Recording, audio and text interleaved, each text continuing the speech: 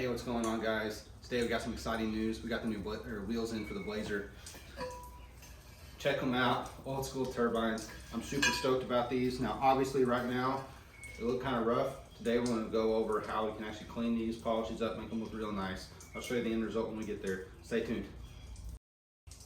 All right, so I'm gonna go over a few of the tools that I use to do this whole process. I have some experience with polishing aluminum. Nothing too crazy, I'm not professional by any means, but I do have some experience with it.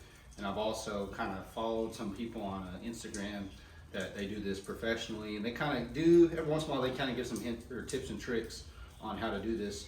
Honestly, there's not a ton of info out there. If you want to get like that really nice mirror shine, you have to kind of go digging for it. I'm wanting to try to change that, kind of compile all the stuff that I've found into this video and kind of show you guys the tips and tricks that I've researched, or the stuff that I've learned as I've done this. So to get started, the tool, your polisher, that's going to be like basically the main step. This is really going to be the bread and butter of the whole thing. Obviously there's a bunch of different pads and attachments for this that will get us there along the way, but it all starts at this. This is kind of the heartbeat of the whole thing. So I don't remember the exact model number on this, but it is a Dewalt. It's a corded polisher. It's variable speed. It'll go anywhere from C600 up to 3500, which honestly for this is a perfect range. I think generally I stick between somewhere around 26 and about 1,000 or so. Generally kind of where it is. Obviously it's going to depend on what you're doing. You have to kind of play it by ear. I'll show you guys some of the things I've learned to help you know if you need to speed up or if you need to slow down. Most of that really comes in on the buffing, which I mean is an important part of it, but you know, you have to get your sanding down first, especially if you're starting with a rough surface like these wheels. But yeah, we'll go through that whole thing. I'm gonna try to show you guys as much as I can, because I want to make sure that I'm sharing the info that I know about this. If you have any questions that I don't specifically go over with or on about any of this, please leave a question down in the comments. I'll try to answer everything that I can. And so that covers it as far as the tool. I'll put the actual part number for this down in the description, along with all the other stuff that I've used. This is the only kind of big deal thing. Now obviously it'll be a one-time purchase for you. It doesn't have to be a Dewalt. I want to make sure that's known. Obviously it kind of should be, but Dewalt, from what I've gathered, is kind of the standard for most professionals in the industry. But yeah, obviously other options work too. I would say probably stick with corded, especially if you're doing a lot of sanding. Cordless, yeah, it's very convenient, but I mean, unless you have like a lot of batteries or really quick recharge times, you may have a lot of downtime waiting on your battery power to get back for a cordless setup. But I know other stuff that a lot of professionals use. If it's not a Dewalt, it'll be a Makita. That's another good one. I haven't looked to see where that compares in price to this one. If I remember correctly, I think this was somewhere like $230, $240 on Amazon. Now that I bought this a while back, so it may have gone up, it may have gone down. Metabo is another good brand. Where I learned to do all this in the first place, it was using a Metabo. We used it as a burnisher, but we took all the attachments off and actually put a buffing wheel on it, and that worked out great. It's variable speed. That's the biggest thing with this. Probably anything will work. It just depends on how often you want to use it. Main reason I bought this one in comparison to like going to say Harbor Freight and getting a more economical option was because I really thought that I'd be doing this quite a bit. This is the first time I've really 100% utilized it, and I say that kind of iffy because I have used it also to polish. They were stainless steel bed caps for my truck. They're diamond plate bed caps. So that's another thing we'll kind of get into later. But this polishing kit that I'll show you guys can be used for aluminum and stainless. My experience, stainless polishes a lot easier than aluminum. It's a lot more forgiving in that regard. And I say that because it's not nearly as soft, and it's not, at least in my experience, not nearly soft, and it doesn't scratch nearly as bad. and it's just a lot less steps to get to that mirror finish kind of thing. But yeah, so that covers the kind of the heart of the whole thing. You're also going to be needing some sanding disc, obviously, especially if you're starting with really rough. I would say anything that you're buying used, you're probably going to have to sand it, at least to some degree. I will probably post a little snippet of this somewhere, but I had seen one of the guys I follow on Instagram. Somebody asked him, like, like what stages of sanding do you go through, what grits and whatnot, because there's a whole lot of different information out there. Stuff that can take way longer, stuff that can take a lot less time, stuff that's just gonna be a lot more work and that kind of thing. What I've gathered and what seems to work, and I'm actually trying it right now, we will see the finished product of this by the end of this video. At least one of them, maybe not all four, that may take some time. But what I've gathered, this seems to work pretty well. So I'm actually starting off with a 320 grit sandpaper, and I'm gonna tell you the stages that we're gonna go through. We're gonna go 320 up to 600, and then we're gonna end at 800. Now, some of y'all may think that's really, why are you not getting up there in 1,000, 1,200, maybe even 2,000? I have done that in the past, I will say that. I've gone all the way up to 2,000. Now, this was hand sanding because we just didn't have the tools or the attachments to be able to do it with a power tool. But honestly, the difference you'll see, I'm not going to say that there's not going to be a difference, because there probably will be, but I think it's going to be negligible by the time you actually get done with everything, because the polishing, like the buffers, they do so much for you at the end that I think some of those small details. Now, obviously, if you're going for a show car, show finish, or you want just absolute 100% no imperfections mirror, then you'll need to go up and you'll kind of have to base that, like pick your sandpapers and whatnot based on what your end goal is. I will show you guys what this is capable of doing, and you will see, and you can kind of judge for yourself. Now, obviously, this is a wheel I've already started on, so it already looks better than the other one I was showing you. And we'll get some close-up details on this, but obviously there's not a lot of big surface areas like all in one spot here. There's a lot of spokes, and that's what I'm going to be polishing, is the faces of all of those. If you're in a situation where you're wanting to like polish down here in these pockets and whatnot, you can apply the same techniques. They're the same fundamentals, I'll say, here, like you'll see here, but it's going to require different tooling, more specialized tooling, and some of it you're probably just going to have to do by hand. There are professionals out there that do this for a living, that they have all those tools. So it just depends on, what do you want to spend on this whole thing, and what are your end kind of goals. I will say that if it's something that you maybe just want to do once, it probably will make sense to hire somebody to do it. There are plenty of people that you can find on social media that are capable of doing this. There's actually a guy that I used for when we were making center caps, which I'll show that at another point.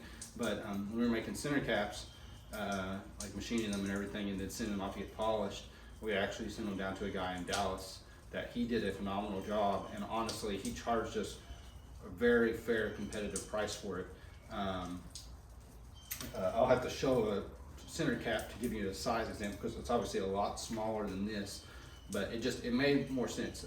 We could have, for what it cost to have the 4 of those polished and whatnot, we would have had the tool, our main tool, and some of the attachments, no sandpaper or anything, and obviously sandpaper is a consumable thing, so you'll have to replace that. We could have bought all that, but also too, like, if you don't have the time to do this, then if you don't have the time and you don't have the desire to really do this again after this project, then it probably just makes sense to hire somebody to do it. But if it's something that you just want to learn how to do it, I understand it completely. That's how I am. I just wanted to learn how to do it. Whether or not I actually use this stuff all the time, I don't know. And obviously too, that polisher doesn't have to be used just for this. That is a variable speed polisher. Whatever tool you end up using and getting, it can be used for a lot of different applications, not just polishing aluminum. You can polish paint. You can, I've seen some people that actually, I don't know how they do it. I need to preface it with that, but they'll polish different stained woods and whatnot with something like this. So, I mean, polishing, it can do pretty much anything in that realm. And polishing is a big area of stuff that can be done, and it encompasses a lot of things. So, yeah, that sandpaper, we end at 800. Next thing, and I'll have to go grab it because I was not prepared.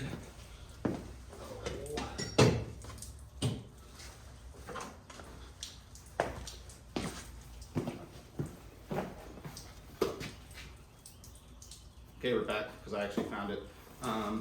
Next thing that you need after you have your main tool, your sanding disc or sanding paper, whatever it is, you need something to actually buff and polish.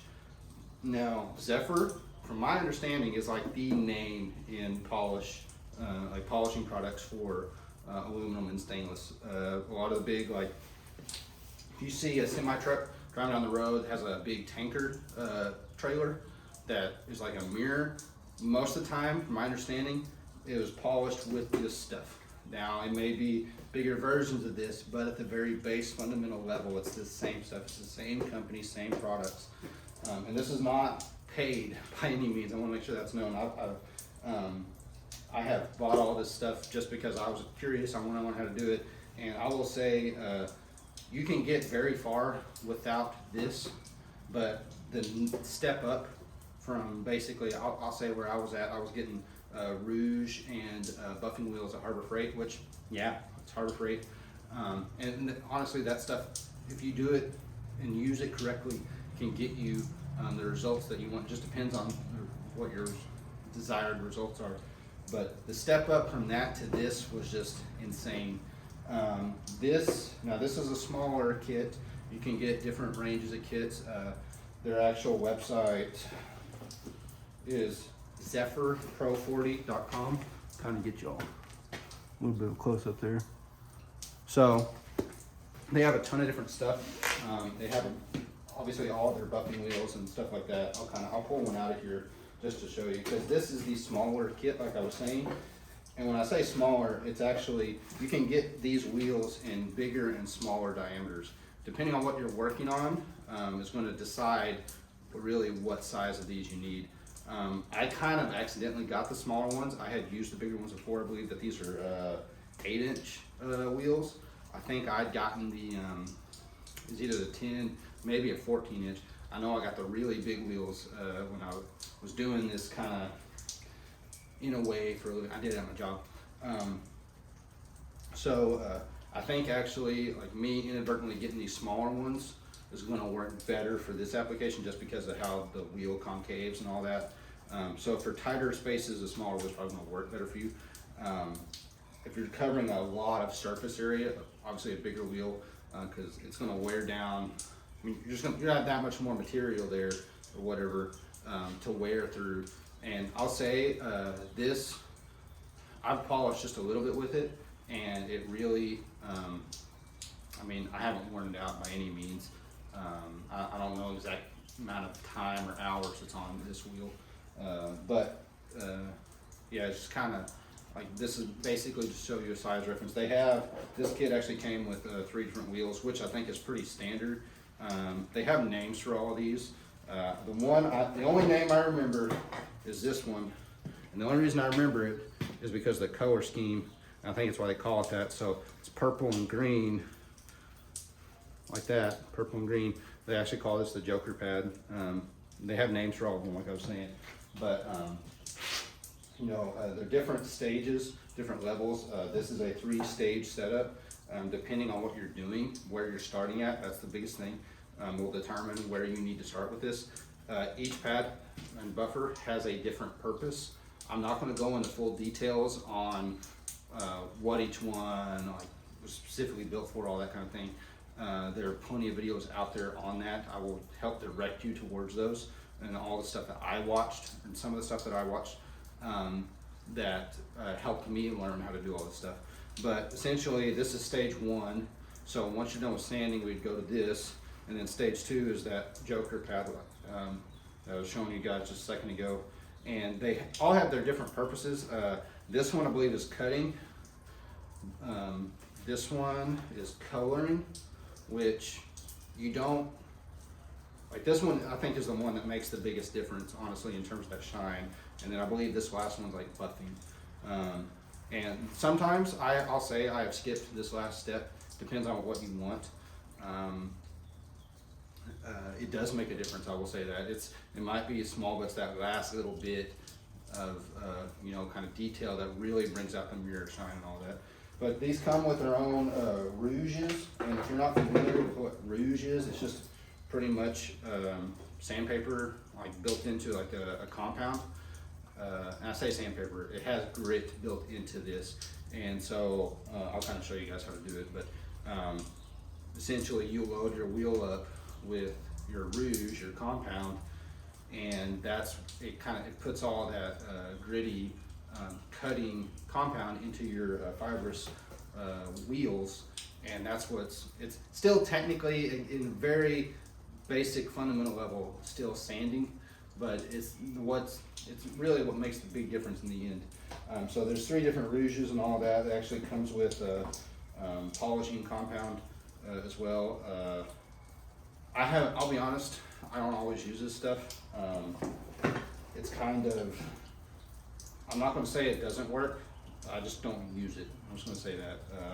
Some of this might be just a bit of an overkill step, in which actually you can see this one's actually starting to separate because I really haven't used it. This has sat out here for a while now. I don't know quite long. Oh, an important thing, which I have to find the other one for me to do this.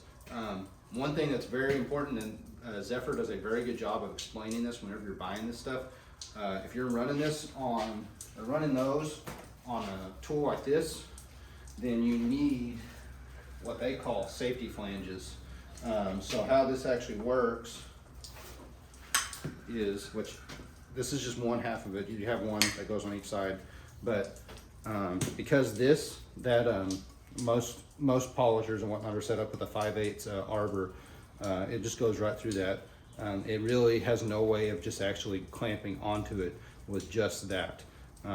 So you need these little safety flanges. Now the other side, this is the one that goes on the inside, and I know that because this one's not threaded. The one that goes on the outside is the one that is threaded, and they act as 2 big clamps to push this whole thing together and hold it to the polisher, and that keeps it from spinning just on the arbor and all that. There is a specific way that these have to go on. When we get to putting these on, I will show you guys how to do that because I cannot remember off the top of my head. But basically there is a direction. They are not bi-directional, I think would be the term.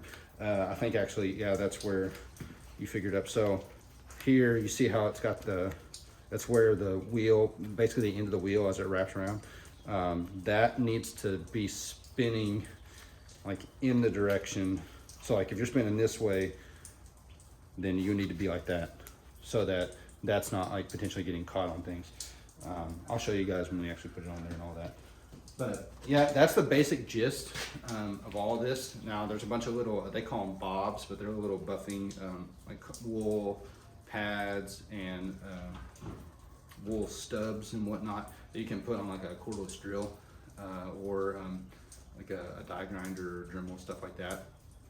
To get into like really tight to reach spots and whatnot, that's what you would use for that kind of stuff. Zephyr has all that stuff too. You can also go to Harbor Freight. That's where I get most of that, because from what I've kind of seen on pictures on Zephyr's website, they look pretty much exactly the same. And you know, I'm not one that I just am convinced that I have to buy name brand stuff all the time and get the most expensive thing. It just depends on what I'm using it for. I'm a big advocate for Harbor Freight. That's where I get a lot of the stuff that I use for this, or on this project. Just because, you know, I'm not a professional, I'm not probably gonna ever do this again. I say that now, we'll see. But, you know, for one-time use, or, you know, maybe a couple weekends out of the year, probably anything that I would get there would be fine. It's gonna come up to your own personal judgment, how you feel about that. But I just wanna make sure you guys know and understand that you don't have to go out and just spend a ton of money on all this to do this stuff. And if it's not necessary to spend the money in your situation or your case, then I'm going to try to help you guys know what are other options that may make more sense and that kind of thing. real quick while I'm thinking about it, because I was talking about sending the stuff to the guy in Dallas, the center caps. I'm gonna grab a center cap and show you basically how big that is, and I'll kind of tell you guys what our price was on that. So be right back.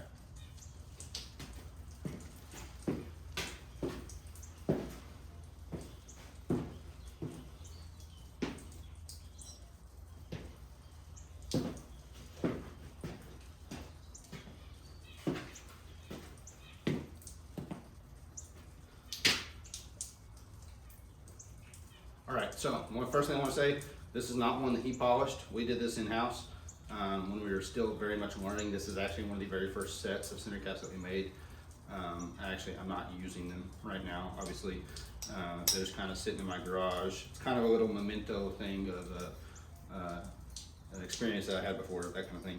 But so kind of show you guys, I believe the base of this, so this flange right here, I was thinking, if I remember right off the top of my head, is somewhere around 6 inches or so diameter, and then I think it's like 4 inches tall or something like that.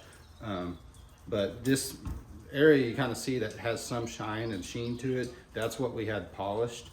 That guy, oh man, he charged, I think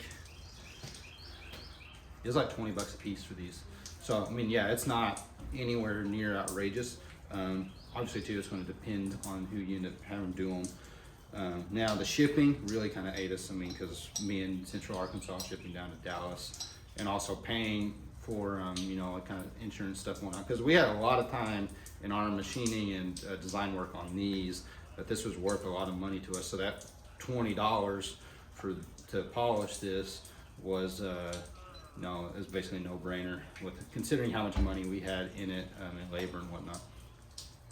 But yeah, it's just kind of give you an idea. That's one thing that's always, I get frustrated if I'm trying to get an idea of how much something costs, and people say, oh, well, it's going to depend on your situation, that kind of stuff. And I mean, they're right. That's very much a true statement. But sometimes I just want a baseline, and I wanted to give you guys a baseline. You know, if that's something you want to consider, is having somebody to polish these or polish your stuff for you, kind of give you an idea of, you know, maybe what it might cost. Obviously, now this was done a year or so ago, I think. Well, actually, no, it was about a year and a half. And now, like I was saying, this is not the exact one, but you know, price is going to change, obviously, but to kind of give you guys a baseline of what maybe you can consider and that kind of thing.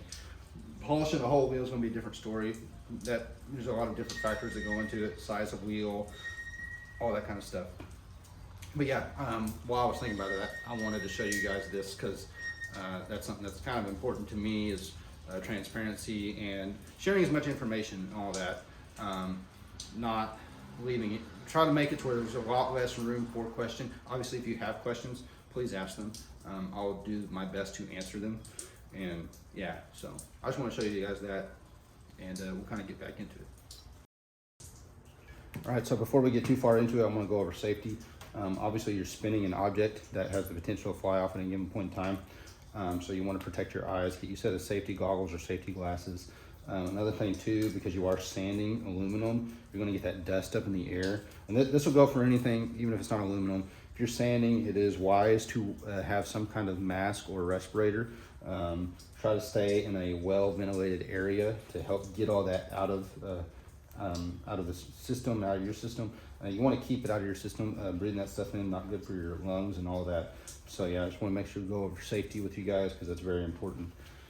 So without further ado, we will get into it. And I say all that stuff about safety, I may or may not be wearing all that. Do as I say, not as I do. I just want to, you know, think about yourself, think about your well-being and all that.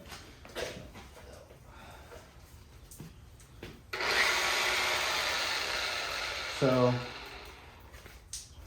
I have already started on this wheel, done some work. I think I've just done, I just finished up the 600 grit pass on it. There's still going to be some little spots I have to go back and touch up, that kind of thing. I'm about to start going over with the 800 and kind of get us that much closer to being ready for polish and buffing. So I just kind of give you guys maybe a little bit of a time lapse here or something, just kind of show, because this is going to be a somewhat lengthy process, depending on the tools you have too. Really, this tool I actually had to go to Harbor Freight. I had a 6-inch, actually no, it was a 7-inch backing pad. I went and got a 5-inch because the 7-inch was just a little too big for this area. This is a 15-inch wheel, and 7.5 inches wide. So I think, I don't remember the exact back spacing set up on this, but it's a pretty deep wheel down in there. And you know, it's kind of a tight spot, especially for a 7-inch pad. So I went to a 5-inch, and this is actually for this is sandpaper for a 7-inch pad because they didn't have any in the 5-inch, which should work no problem. But yeah, we're gonna go on to the 800 and kind of start seeing some of these scratches and whatnot get smaller and smaller, and kind of go from there.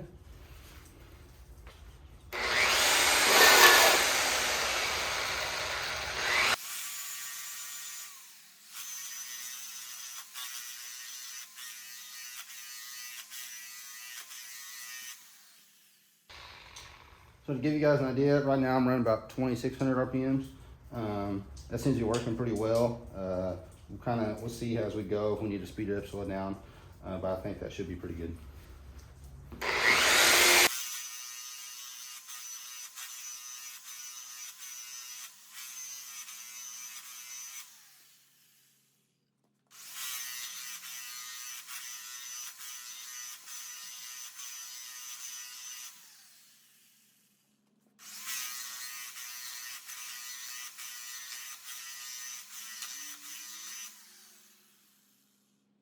So just be aware, especially like my instance, I'm having to use a lot of the corner on this. You're probably going to go through sandpaper pretty quickly. You'll have a lot of unused area in the middle. I'm going to keep these around in case I could use them for something else. But if you definitely, as soon as you start seeing, you know, you're not cutting as much, about time to change out. For me, see, I just went through 3 or 4 spokes, I can't remember. Just kind of couple passes each one, and I already changed out. And now that's a very specific thing to me, just because I'm having to use a lot of the edge on this because of how this is concave, the geometry of this. So for your exact scenario, it's going to change. If you're doing a barrel, you probably will not have to change up nearly as much. It's just going to depend on that kind of thing.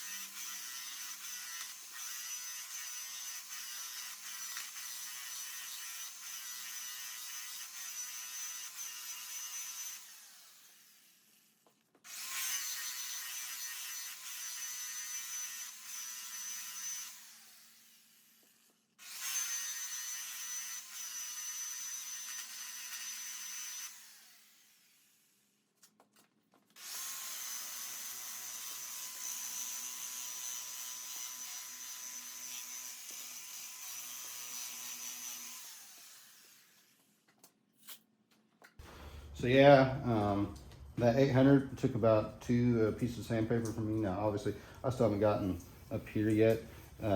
With that hanging off the edge, it didn't seem to really want to work all too well for me. Let me try it again. But I don't know. A lot of this is technique, I will say that. You do not want to hang in one area for too long by any means. You'll start creating little dimples and divots and all that. This being the way it is a bit more forgiving for me. Like you get up here, you start doing, like you hang too long in one spot, become a much more noticeable defect. So, you know, just kind of keep that in mind. Plus, you get too wild and crazy with it, you start throwing your wheel balance off and all that. Now, obviously they can balance it too, but you can kind of, like, because you got to think about it, you are taking away material.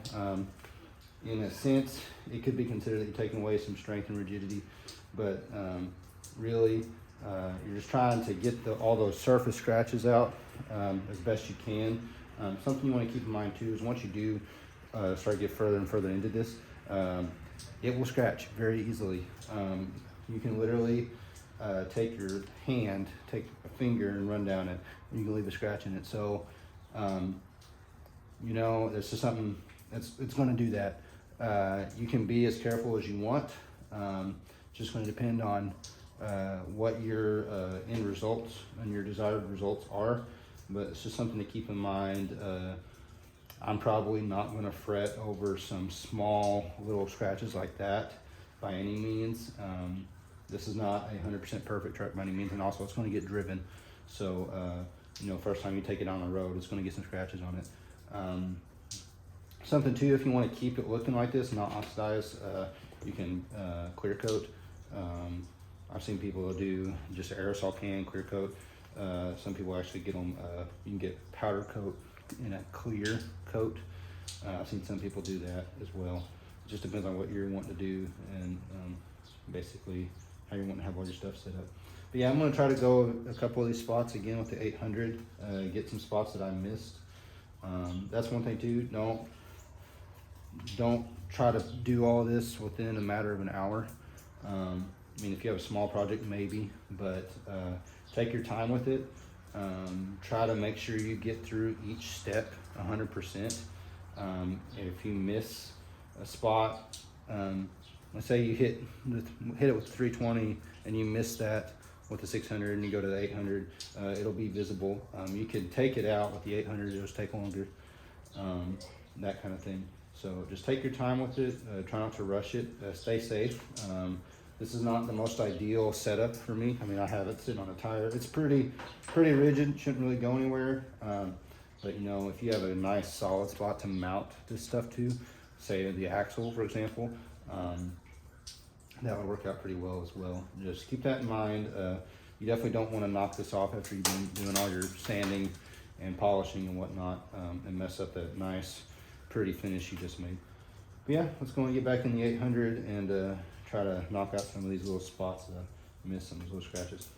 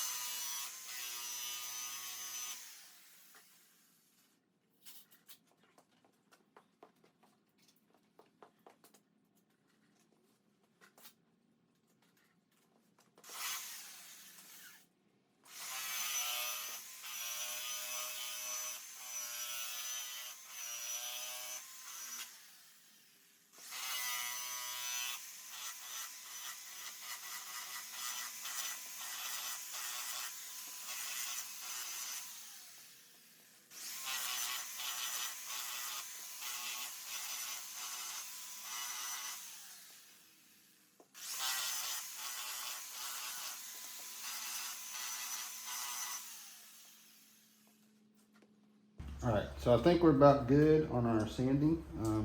Obviously we'll get into polishing and we'll see. If you do see imperfections while you're polishing, I'll just go ahead and stop and go back to sanding.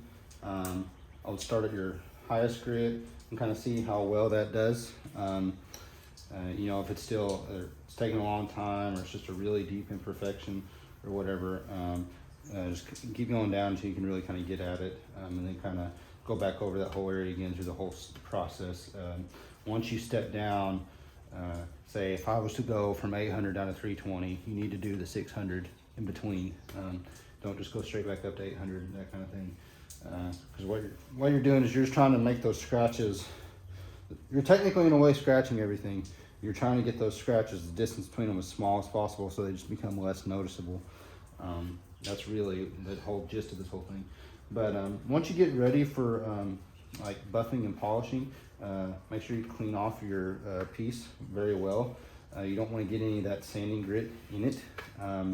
That'll make your buffer grittier, and it can be, sometimes you can get all that stuff out, sometimes you can't. It's kind of a pain to get it all out. So, you know, best practice is just clean off your surface really well. They actually recommend when you're buffing and polishing Zephyr. Well, I don't know if Zephyr exactly recommends this, but for just professionals, but it's actually taking some isopropyl alcohol and just rubbing down everything. That really helps make sure you're not leaving any chemical residue, especially from rouge and whatnot, from your last pass, and it's not going to get into your wheel as you go on to your next pass, your next step, that kind of thing. So I'm going to try to blow this off. That's going to be your best bet. Well, actually, even here, you can just take a paper towel and wipe everything down. As you get further onto it, you want to be careful even with the paper towel. Make sure it's a clean paper towel that you're starting with, or a microfiber, because it will scratch it if you're not careful about it. And again, that comes back to, you know, what's your end result, what's your desired result, that kind of thing. They're going to be micro scratches, so I mean they'll be visible, but it's not going to be like the worst thing in the world. It just depends on what your end results or your desired results are. That's really what it comes down to. Yeah, so I'm going to clean it down, wipe it down, and then move on to polishing. Yeah, so we'll get it cleaned and we'll start there. So we're going to be using the yellow pad first. Yellow and it's orange on the inside. Don't worry about trying to remember the order I did it here. If you buy this kit, which I got it on Amazon, I think.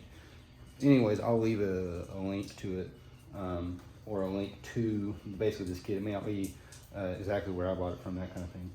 But it comes with instructions on which steps you need to do first, which wheels to use, and also which rouge to use with which wheel. For this one, we use the brown rouge. So I'll show you that whole process. They do also recommend you get a thing, it's called a rake. It's just a little, it almost looks like a little saw blade kind of thing, like for a hacksaw or something like that, or an old school log saw. But what it does is it helps clean out and prepare the wheel for the rouge to accept it. I kind of got some burnt in on this one. I don't have one of those rakes, but you can, you have to be careful about it. And even with the rake, you have to be careful about it. But you'll spin this up and you'll take your that rake in traditionally and just kind of put it on the edges, and it'll kind of fray everything. You can also use oh my word, I can't think of what they're called. Okay, so I remembered it. Had a bit of a brain fart. Screwdrivers. You can use screwdrivers to clean this off too, or knives, anything kind of sharp, or with a kind of comes to an edge, that kind of thing. Obviously, be careful whatever you decide to do. You are spinning this thing and you are holding it there. So if it is a knife, make sure you're not going to cut yourself, that kind of thing. But yeah, we'll go ahead and get this set up. These are those. This is the other half of that safety flange set that I was talking to you about. This is the threaded one. I'll show you how to put that on here in just a moment.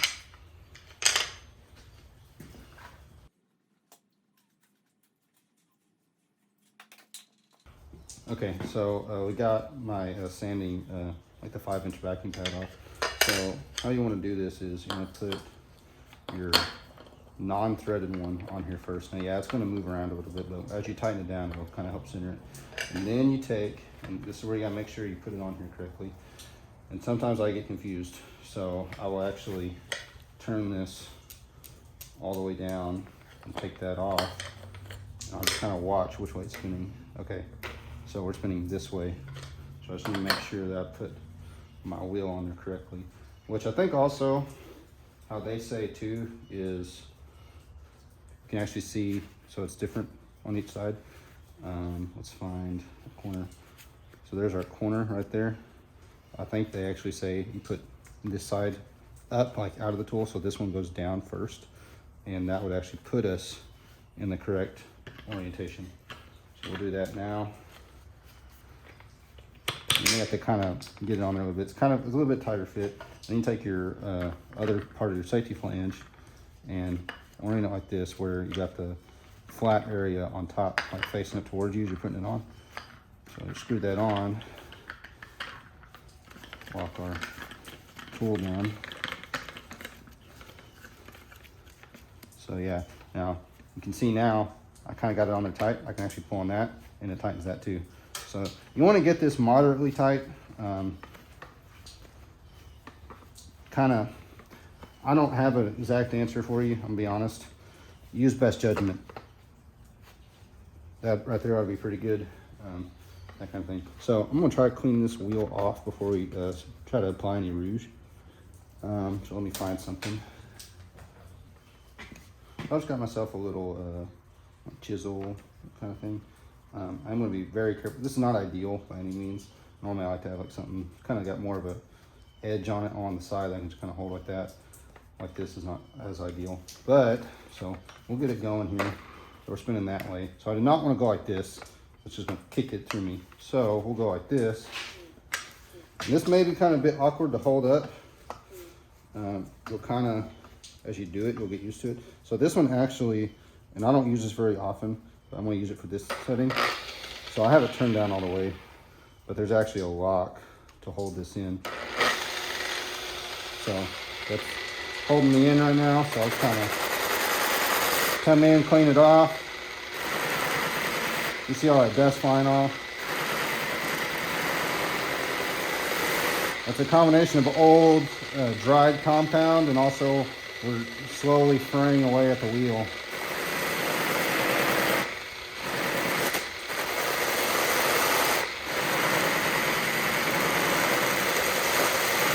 Make sure you try to get it pretty thoroughly.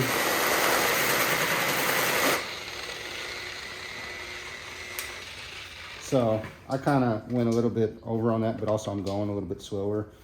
Generally I would sit down to do this. That way I could basically have this resting on my leg, that kind of thing. It's a little bit more difficult to do standing up and trying to hold it all with your two hands. But yeah, so we're going to now actually speed up. I think we run around, we're gonna run around 2600 on this one. You kind of slow down as you progress through them. There's a little, like on the instructions, it tells you kind of recommended speeds and whatnot. And you'll kind of see as you do it what works better. But yeah, we're gonna apply the rouge now. I'm just gonna do a quick little check again. Make sure I'm tight, there we go. But yeah, always when you're doing this, be mindful of if this kind of gets loose on you. It shouldn't, but there's always potential for it. Be mindful of it. It may kind of it'll start to get wobbly, like really wobbly on you. So just be paying attention to that. You want to make sure you're staying safe and that you're not about to throw this across the room or whatever. So let's grab the rouge now.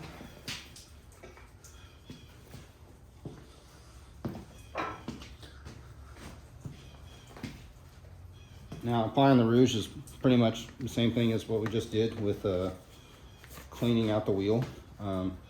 So again, spinning that way. So we want to do the same thing. We want to hold it here like this so that it's kind of, as this is spinning that way, it's digging into it and collecting time. Don't go this way, it's going to kick it that way. Especially if you start going really fast and and you'll notice this too, whatever piece you're working on, be mindful of which direction your wheel is spinning. You can get caught on it. Also make sure, I would just suggest wearing, I'm not going to necessarily say tight clothing, but make sure you're not in really baggy clothing. If you have long hair, tie it up. Also, like, you should basically, you don't want to get in the way of this. I've heard stories about where, say, somebody's doing something right here and then that grabs them, it'll whip. I mean, it's not going to really hurt you right there. It may leave a little bit of a burn, that kind of thing. Basically like a carpet burn type thing, but it'll whip the tool around, so it may hurt your arm and it may whip that around into your side. You do not want that. It's not going to feel fun. Probably have a big old bruise there. So just be mindful of all those things. You always want to make sure that You know, safety is 100% number one, because you can really hurt yourself with this. So just, you know, I'm not trying to scare you away from it. I'm trying to make sure that you understand the potential dangers in it. I mean, life-threatening, probably not by any means, but it could hurt you, and it just wouldn't feel good. Be a little bit embarrassing too, and it keep you from getting your stuff done. So yeah, we'll go ahead and apply the rouge now. Start going through it, and I like to do this sometimes just for a little sections right after I get done sanding. See if it's enough. If I need to do a little bit more sanding. Because you can sometimes spend so much time on sanding, you can be way overkill for what you're wanting. You'll really start to see with this first one whether or not you've sanded enough, you got enough of those imperfections out. So we'll go and try this out. I'm gonna try to take it a little bit easy here starting, just because there's so much geometry going on here. I really don't want to get caught in something and it either whip the tool out of my hands or whip the wheel down on the ground. So no, make sure you're holding on to your piece rigidly. Like I was saying earlier, this is not very ideal, but it should work. You just have to kind of slow down, approach it a little bit differently, that kind of thing. But let's go ahead and get into it, see what we can make happen.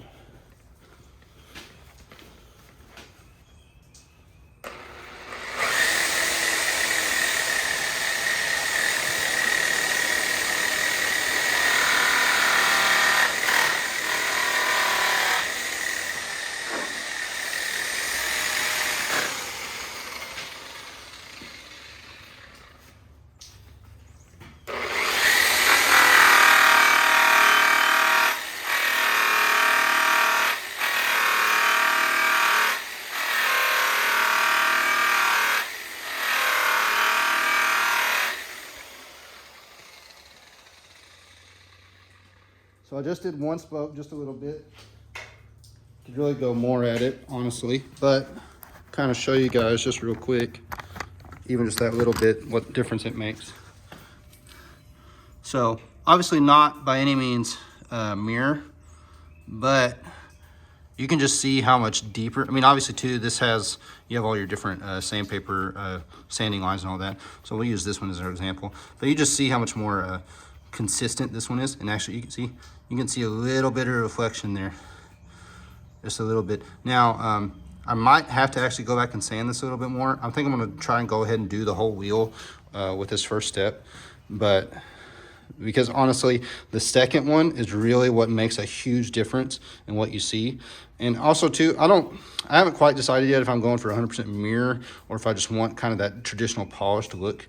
I just know I did not want matte by any means. So I'm gonna go ahead and we'll get y'all set back up here.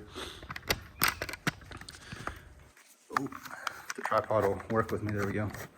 And we're gonna go ahead and keep going around with that first step, that yellow wheel.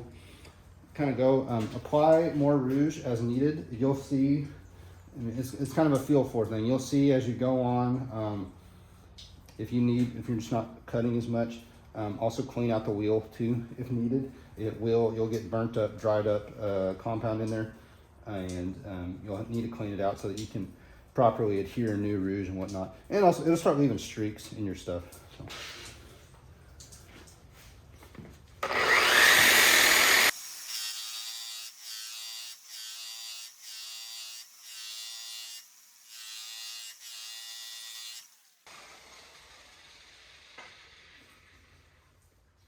Like I was saying earlier about safety and whatnot, and saying do as I say, not as I do.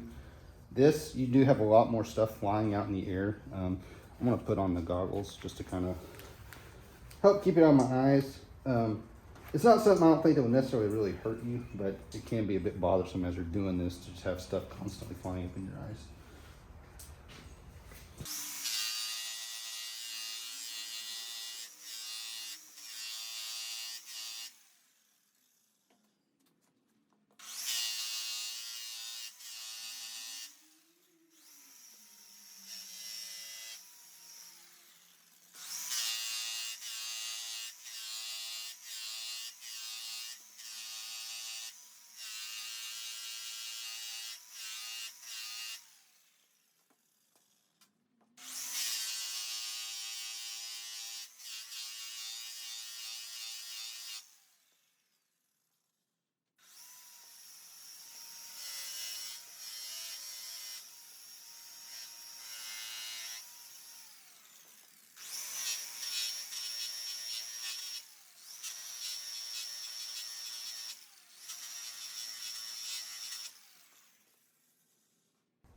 All right, so I just want to go and show y'all real quick, because it's not as easy to tell from over here.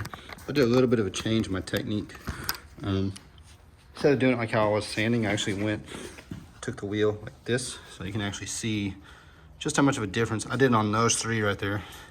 You see how much of a difference that is. I'll go ahead and I'll spin it around so you can see, which obviously I haven't hit this one yet at all, but look over here. I'd already hit this one and then went and did this one. You can see how much difference there is there. So yeah, you see the reflection there. Obviously too, this is such a small area that I have a lot of kind of leeway with it. So I can kind of decide, I mean, obviously too, you just decide what you want. You know, don't get discouraged if you're not getting there quickly. You know, it's really the sanding. The sanding is the biggest part. I mean, it's just like paint and body work. You know, all the prep work, all the sanding, all the body work before is really what makes the paint job stand out and make it really something special, unique. It just makes it pop. So it's all that little work. It's the same thing here. I mean, it's just the sanding is where it all starts. So we're gonna go ahead and keep going around. I'm noticing I'm having to actually apply rouge a decent amount. I'm not sure actually how old these wheels are. I mean, this is probably the first time it's ever been done. I've really only had experience with newer parts or brand new parts. So, you know, it may take a decent amount of rouge. I highly doubt you're gonna go through a whole stick on whatever project you have, unless it's just a major project. But you know, it's just something to kind of keep in mind. The sticks are not necessarily huge by any means, but I mean, granted, I went through most of this already by the time we even started this, but I have a feeling that probably by the time I get done with all four of the wheels, I may have the stick to about halfway from where it originally was, roughly, maybe 2/3 or something. You really don't go through just a ton, especially if you're you got a really good surface to start with. Yeah, we'll keep going around. I'll get this, get all these done with this, and we'll move on to the next step.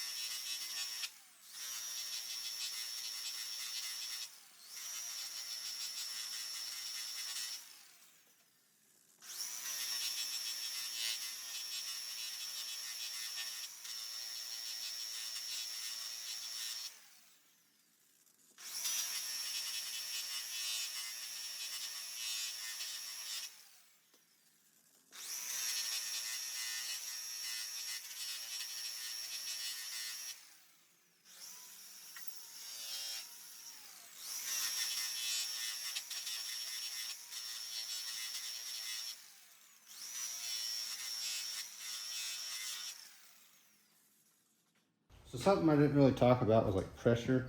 You really want to let the tool do the work for you. Not really dig into it or anything. It'll just start to bog the tool down.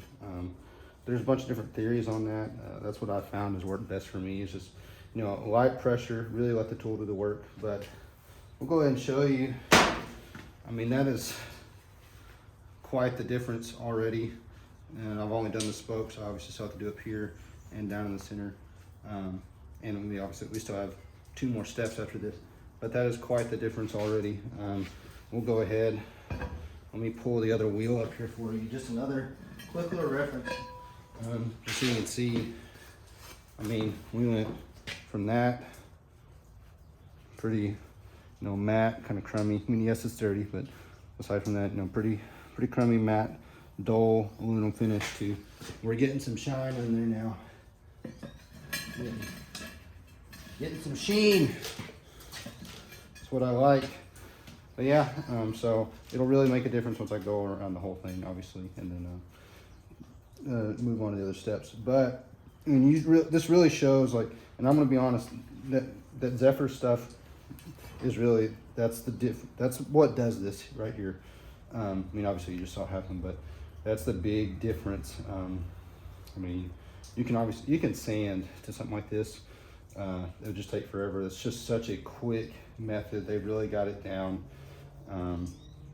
There's a reason why a lot of the, or most of the professionals use that. But yeah, so I'm gonna go ahead and finish off the lip here, try to at least. That's gonna be a bit more difficult. And that was the nice thing about going in here is kind of, all my forces were kind of holding the wheel down. Going up here, it may want to rip the wheel off. And I'll just have to be careful of hitting these. But yeah, that technique of kind of coming in at each one, really it's this, that edge that's doing all, but not really just going in on the face. Obviously, when you have that, so you don't have a whole lot further you can go. But it's this edge, and just try to utilize that edge as best you can. It'll also really help with helping you keep from just grabbing onto something, because you have less surface area to contact. But yeah, we'll go ahead and do the rest and keep going. Get my safety glasses back on, my goggles. Probably clean out the wheel again. Run some more rouge. And I'll be honest, I'm not, like I've said, I'm not a professional at this.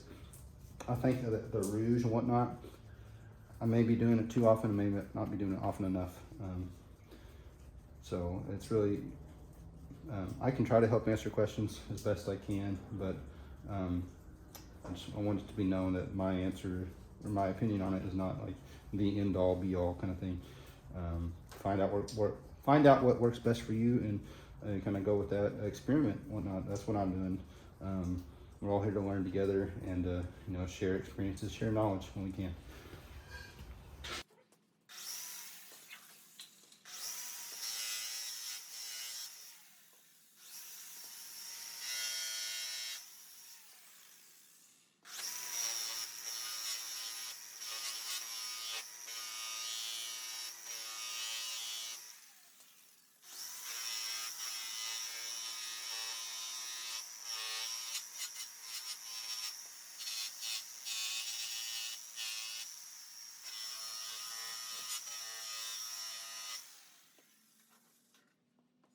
So the lip definitely not as prepared as the spokes were,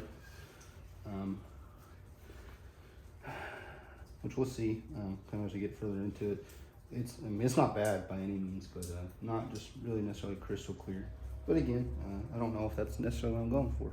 I mean, because getting that perfect mirror finish is a lot of work. Is it worth it? I think so, but you know, just I don't know if that's something the route that I necessarily want to go. Just because I know it's just going to get driven a lot, and I don't know how often I necessarily want to do this. But I know some people, especially if you don't get it clear coated or any kind of protective sealer on there, you have to do this fairly often to maintain that. So we'll go ahead and we'll get the rest of this lip, and you'll see some of these dark spots here and here. I think that that's just from rouge and compound buildup, just too much, or it's burning into it. You can wipe it off, it's not a big deal. But I think that's what that's coming from. We'll actually grab a microfiber, and I'll kind of show you, which you may prove me wrong right here, but generally that'll wipe off and kind of give you a better idea of what you're really seeing there. So obviously there's still some in there. You get some kind of a cleaner, but yeah, obviously something's coming off. But yeah, I'm gonna go ahead and get the rest of the lip, and then I'll probably try to get down in here. I'm not really worried about this surface as much. I'm actually going to try the stock center caps. They don't fit just stock, but because we made all those aftermarket center caps, the aluminum ones, I'm probably not gonna do aluminum. I think it's just gonna be a bit too much out of my price range, and honestly, they're very fragile. They are beautiful, I will say that. When they're done right and kept up and maintained, they're gorgeous.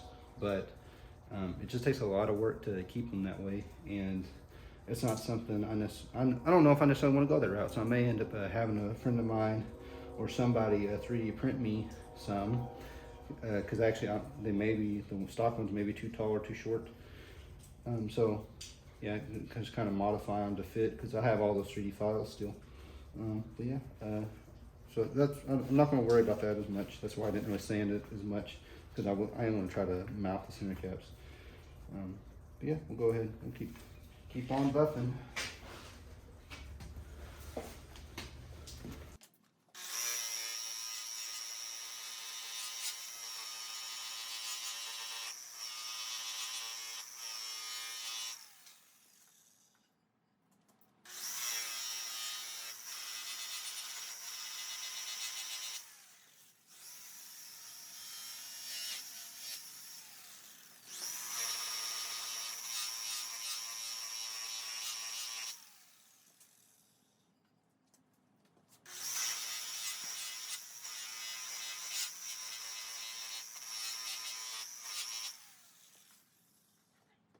So something too that you can do is you can keep going back and forth with this. Like you can go back over it with each stage, kind of get some of the little imperfections out and whatnot that you may see.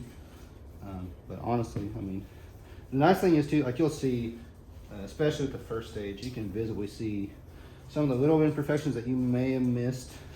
And when I say little, they have to be pretty small. Some of the little imperfections that you may have missed during sanding, you can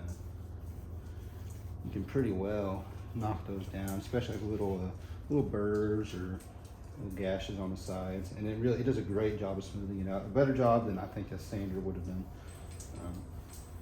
So there's actually, I'll see if I can find it, which it may have. It actually, well, no, it's still a little bit there, but yeah, there's a lot of little stuff like that you can really get out with at least the first stage. The second stage is more coloring, which I think is really what brings out like the pop and the depth of it. But yeah, go ahead and try to make sure there's just no residue sitting in here. I'm gonna go ahead and hit that center, try to get down in here, get that ring.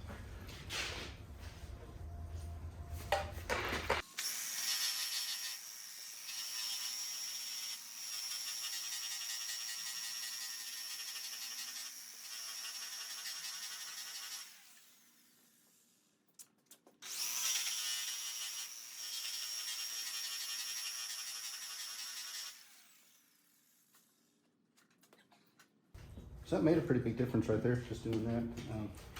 We'll come in, wipe off again. There are obviously still some little imperfections in there, but for what I'm doing, it's probably gonna be okay. And that's the thing about any of this. If it's not up to your standard, just go out a little bit longer.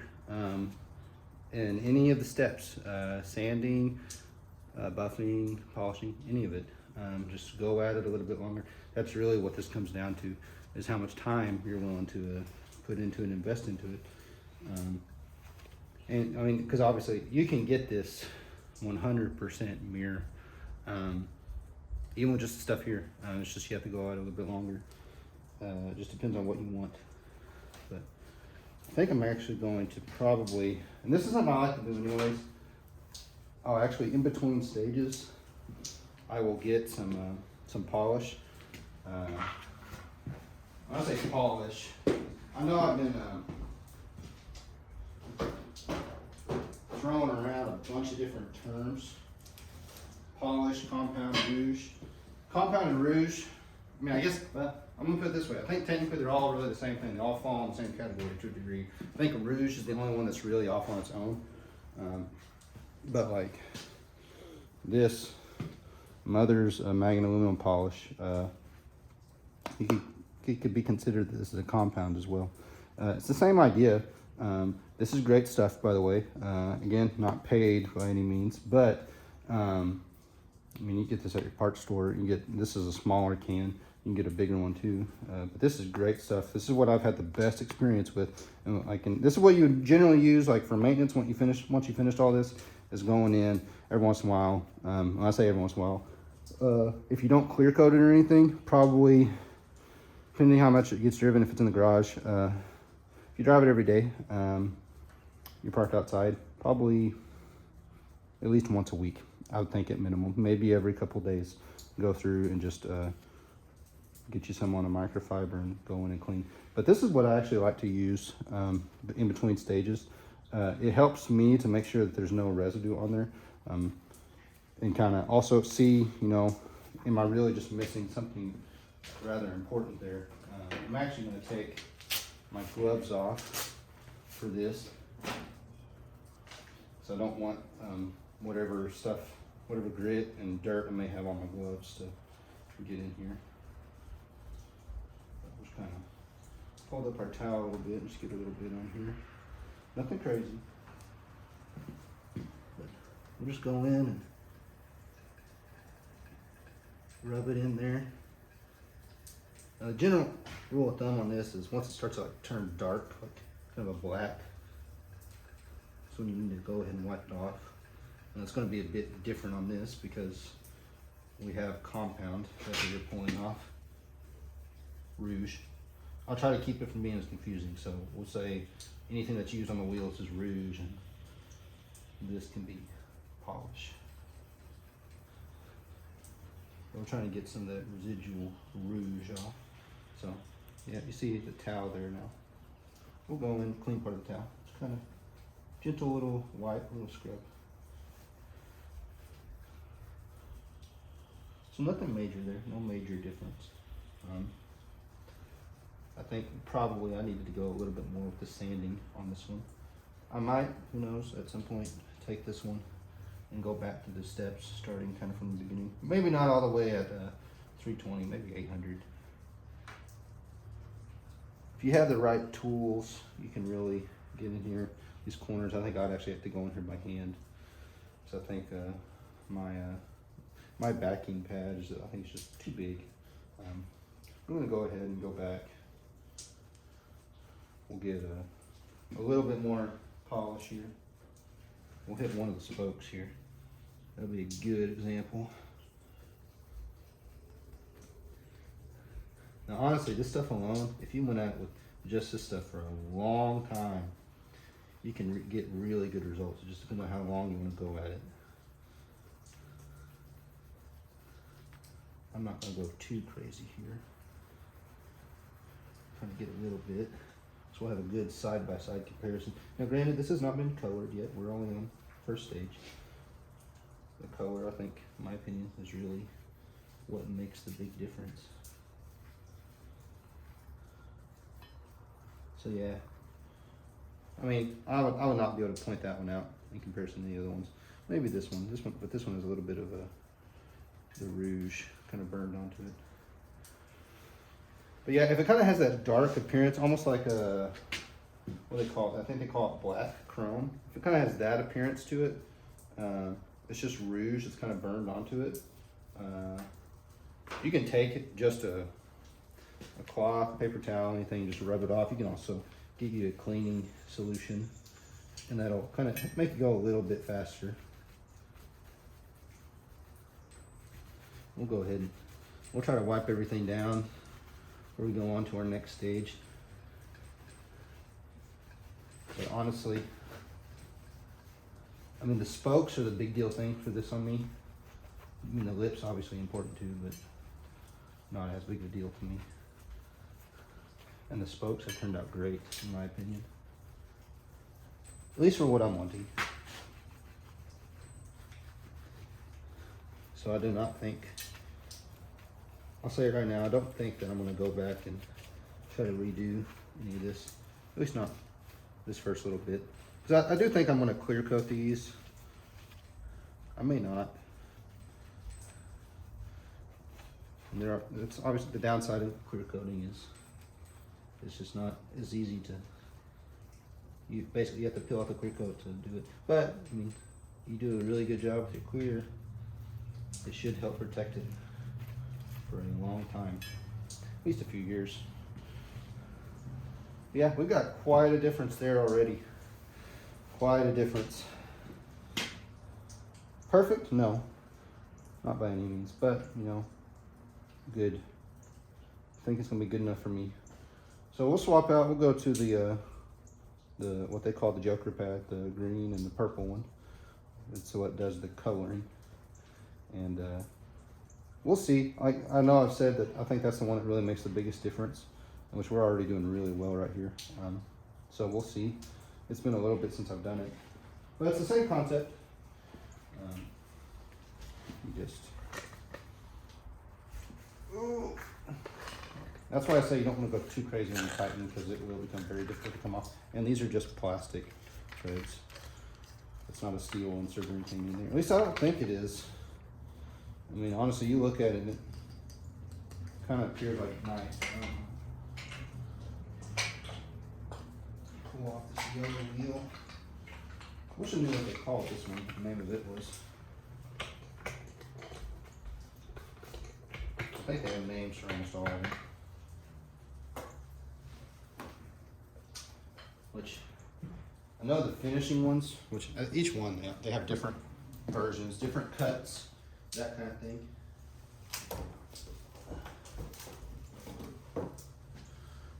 So, get here, change our wheels. But they have a finishing one that's actually it's a flannel type material, which I can't remember if that's what mine is, and the one that I have, if that's how it is or not. So, same thing, make sure you put your wheel on correctly, orient it correctly. I already checked mine, so should be good. Which, we'll get this tightened. So that, yeah, okay, we're going in the right direction. It's always a good thing to double check. Don't ever think you're above double checking, you know. If you watched the entirety of my last video, I know it was a long one. If you watched all that, and you'll have seen where I did not read all the instructions. It made me get confused there for a second. So it's worth checking everything, double checking, whatever it is. Put our goggles back on, and we get into this now. So same thing, obviously I'm gonna clean out the wheel with my little whatever it's called. I can't remember what it's called anymore, another brain fart. We'll clean out the wheel, and then we'll apply more rouge to it. So we're actually gonna slow down for this one. I'm gonna go to about 1800. So that's put my gloves back on. This stuff is they'll get you dirty very fast. I think a lot of professionals actually wear, I don't know if they're actually Tyvek suits or if they're Tyvek style suits, but basically encompasses big suit, put on all your clothes, so it'll get you very dirty. You get a lot of black residue, dark gray residue from all this. So basically, it's that same stuff you see on here that we wipe off. But yeah, we'll get into this one now. So apparently I forgot to hit the record button again. I actually just finished up with the second pad. That's a Joker one, the purple and the green. You may not see immediate difference here, because honestly, it didn't make just a major difference. It did help a lot, but it's not like perfect by any means.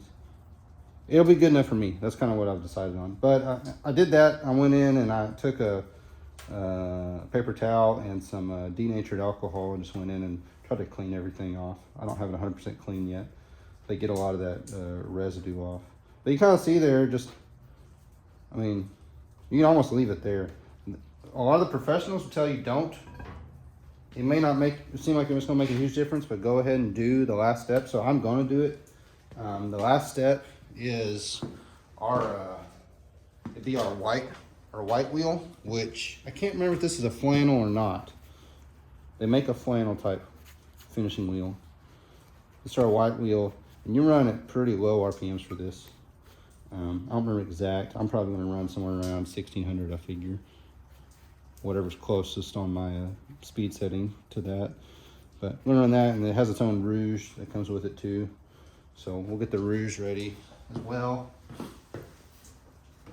And we'll go through the whole thing.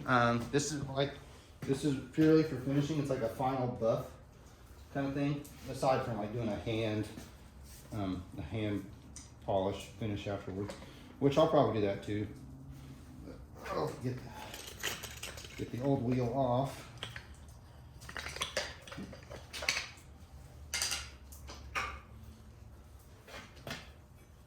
Set it on there, make sure you orient it correctly like you did the other ones. Yeah, and I'm sorry I missed all that footage with the stage, basically the second stage of it. It's the same thing though. It's like, and that's going to be how it is for all the sheets. The same techniques. You may have to go a little bit more with some of them than you would others. That's not a big deal. It's whatever you need to do to get the finish that you want. If you need to go longer with stage one, go longer with stage one. Not a big deal. Make sure I put the cap back on. Can.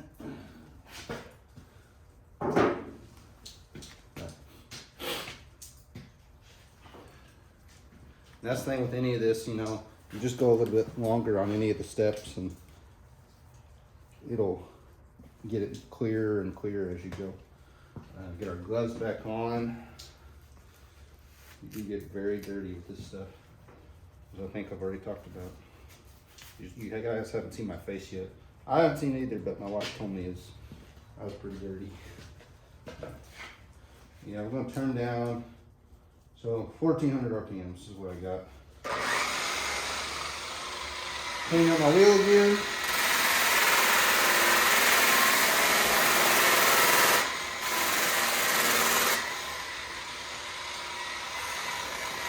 Going to get some more rouges.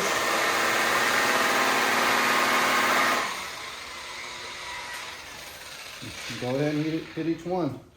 So this is a technique I actually just did with the Joker wheel that y'all didn't see, but I actually came in like this here. Applied a bit more pressure to each spoke. Kind of lets the wheel, and I'll move up and down. Kind of lets the wheel kind of hit more of it and digs in a little bit more. And you don't want to be pushing down so hard that you're completely stopping your machine. You still want to be spinning, obviously. That's what's giving you all your polishing here. But I found on the Joker one that it worked out pretty well. It's small little changes and whatnot that really makes, that's where it kind of made a difference. Because honestly, after you do the very first one, the changes become smaller and smaller, and you really have to kind of look at the detail of it. But yeah, so we'll go ahead, we'll get started on this one.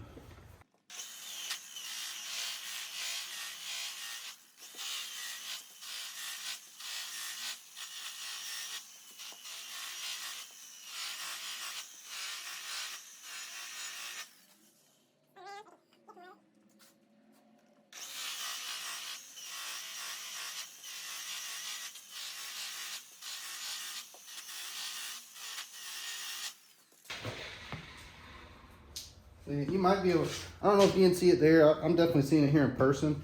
And that may be one of the things, some of this you might have to see in person to really get the full effect of it. But it's definitely making a difference. It's small. By no means would I say it's negligible. It is definitely making a difference that, difference for the better. You know, it's just kind of the extra little pop thing.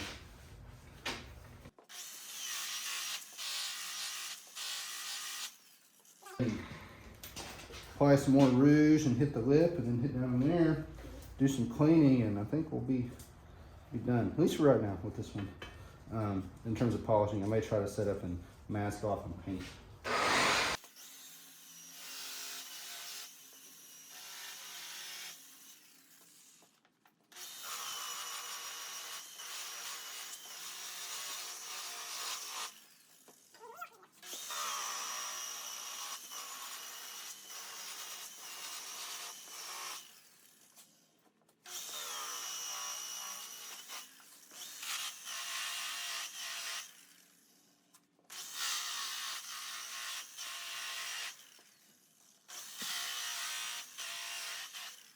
And I think that's going to be it for the power tools. All right, I'm going to do some hand polishing, and then we'll come back and kind of see what the final result is.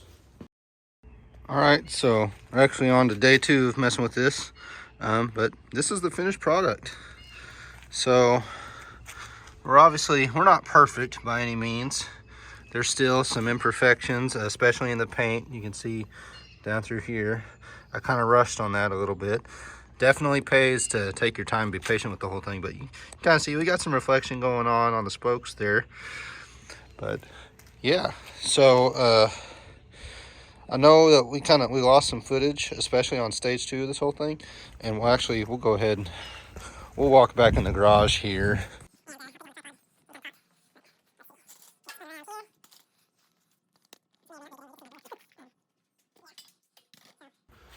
Yeah, I know we lost some footage, especially on stage 2, that whole thing, but really, it's the same process through the whole thing. You just you're basically upping your grit as you move through the different stages, all the way from your very first stage of sanding to the very last stage of polishing, buffing, that kind of thing.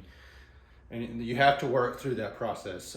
You may have to start lower on your grit, depending on how bad the surface is you're starting. If it's a casting, for sure you're gonna have to do that. If it's already fairly smooth, doesn't have many deep scratches and gouges, you should be able to start higher, that kind of thing.